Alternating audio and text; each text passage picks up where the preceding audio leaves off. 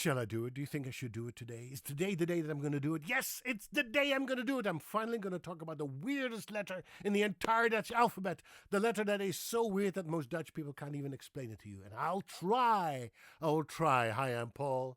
And I pronounce Dutch words and names the way a Dutchman would pronounce them. Now, be a sport and follow me on this, okay? Because for this one, it's really helpful for you to read the subtitles because I'm literally going to spell things out. So for once in your life, read the subtitles because they will make things clearer. Hopefully.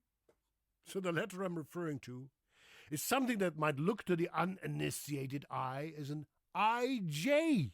But when you zoom in, when you look at the lowercase version of this sound, the IJ is combined. The I is linked to the J and forms one symbol.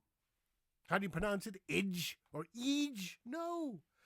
Are you ready for this? It's pronounced A.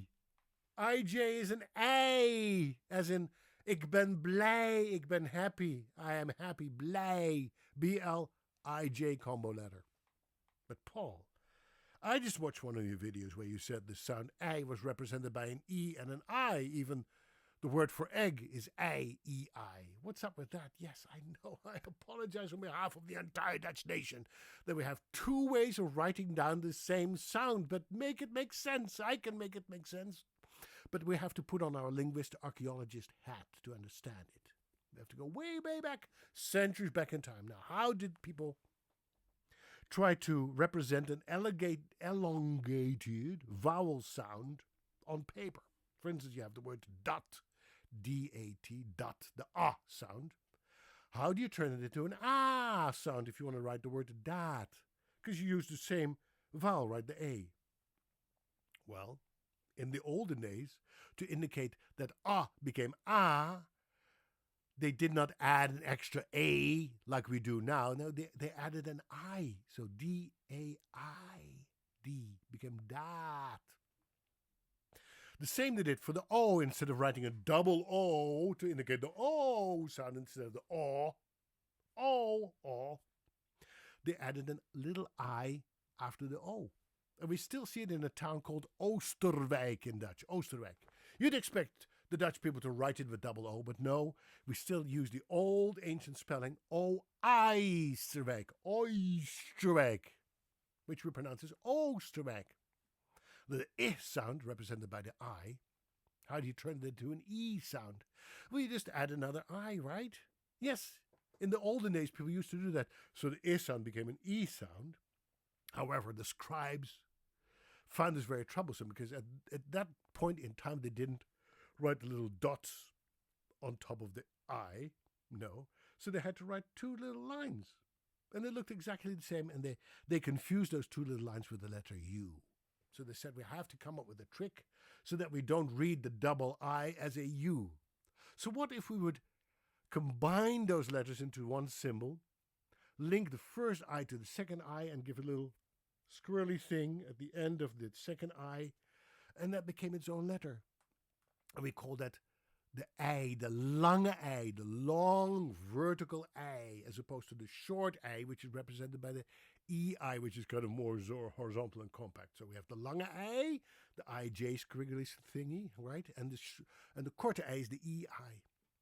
So they distinguish that. So that sound sounded in the past more like an e. And we still have a remnant of that sound today in the Dutch boy's name Sietse, which is S-I-J thing, T-Z-E, Sietse. Now, you would look at it these days and you would say, well, that's Sietse, no, it's still Sietse.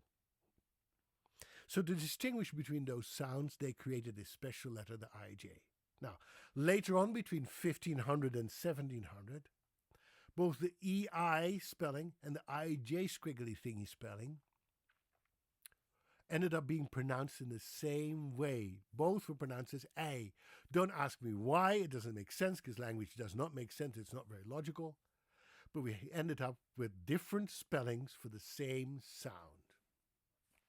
Make it make sense. So when you see B-L-I-J, you say blij. When you say M-E-I, you say mei. The Dutch word for freedom, vrijheid. V-R-I-J H-E-I-D, vrijheid. Exactly the same I sound, just a very different spelling. That's how we do it in Dutch, and people said we should abolish it. The linguistic purists said, no, we'll never abolish it because we want to know the origin of the words and we want to honor our history, and if we start doing that, it becomes even more confusing. And the Dutch is confusing the way it is already. So let's keep both, spell the same sound in different ways to honor our heritage.